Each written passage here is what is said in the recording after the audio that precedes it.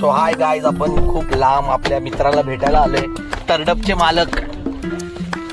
मालक आपले साहिल बोबडे सर, त्यांना आपण भेटायला आलोय पाक लांबून. साहिल बोबडे सर, तुम्हाला कसं वाटतंय? मुंबईचे पाहुणे भेटून कसं वाटतंय? बरं वाटतं. बघा बघा बघा, ह्याला बघून घ्या. बोबडेचं घर बघा, घर नाही बंगला. यांची गाडी आहे साहिल बोबडेची, ही ऑरेंज कलरची. साहिल बोबडेचा बंगला आहे हा, तुम्ही बघू शकता. साहिल बोबडेचा बंगला. ही साहिल भाईचं दुकान बघा. साहिल भाईचं दुकान. आपल्या मला मसाले बिसाले पाहिजेत, काय पाहिजे सांगा. शॅम्पू विम्पो घेऊन येतो साहिल भाईकडून. साहिल भाईची गाडी आपल्या. साहिल भाई आपले निघालेत गाडी घेऊन.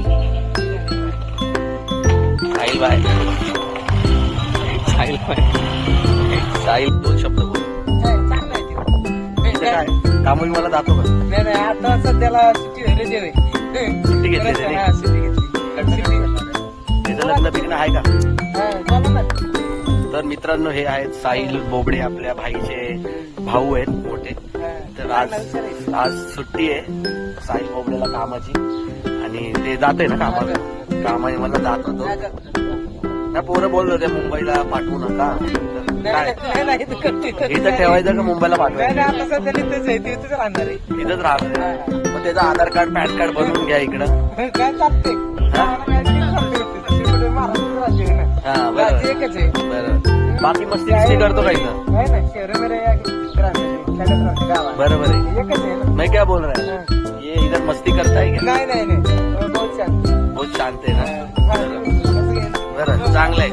तर मित्रांनो, आपण आलोय बोबडेच्या काय बोलतात त्याला, रानात, शेतात. ह्या ऊस बोबडे यांचा ऊस.